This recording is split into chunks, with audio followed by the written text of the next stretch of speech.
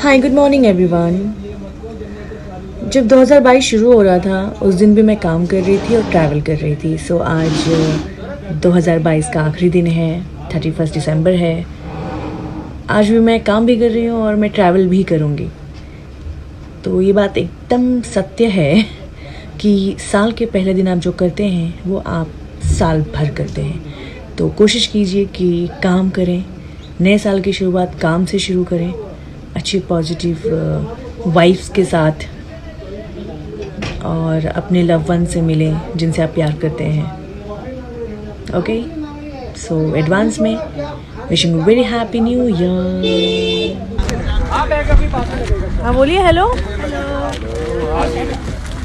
अच्छा, आज साल का आखिरी दिन है। Yes, 31st.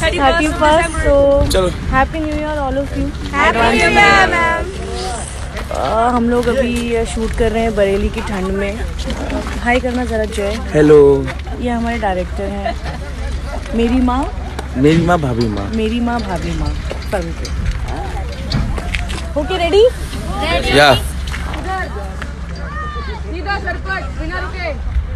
चलो अभी टेक करते हैं ना।